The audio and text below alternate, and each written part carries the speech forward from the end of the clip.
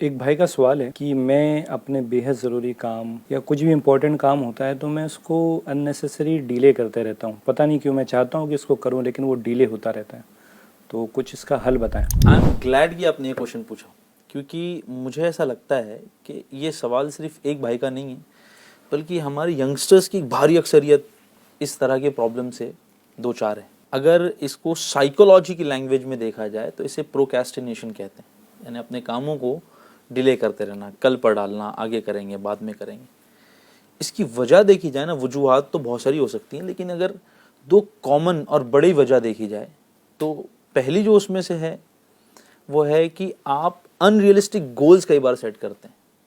Just for instant कि अगर किसी का वजन बहुत ज़्यादा है, ओवरवेट है, और वो चाहता है कि मैं वजन कम कर लूँ, और गोल सेट करता है कि मैं 20 दिन में इस वजन को एक मयारी वजन बनाऊंगा। फॉर इंस्टेंट उसका वजन 100 kgs है, एंड ही इज इंटेंडिंग कि इस वजन को मैं 20 किलो कम करूंगा, यानी 80 पर लाऊंगा 20 दिनों के अंदर। तो ये अगर देखा जाए तो प्रैक्टिकली इट्स वेरी टफ, या यूं कहें कि अनरियलिस्टिक गोल है। वही अगर उसकी जगह पर ये यूं कहता कि मैं इस महीने 4 किलो 5 किलो कम करूंगा, next month I will make sure कि 4-5 किलो वजन कम करूंगा, तो हो सकता था वो अचीवेबल टारगेट जब सेट करता, गोल अचीवेबल होते, तो उसका कॉन्फिडेंस भी बढ़ जाता और इस तरह की प्रॉब्लम से वो बाहर आ सकता है।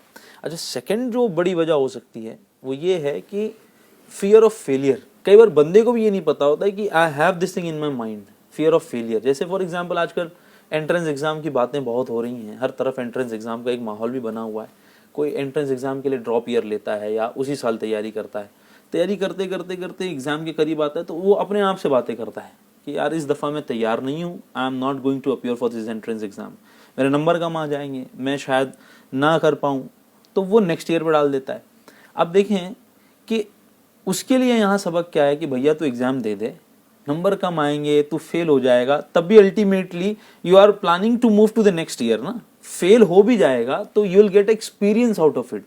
तो अगर कुछ ना भी हुआ इन तमाम बातों में, तो यकीनन इंसान जो है कि एक्सपीरियंस, अ लेसन लर्न वाली जो बात है वो तो लेकर निकलेगा ही।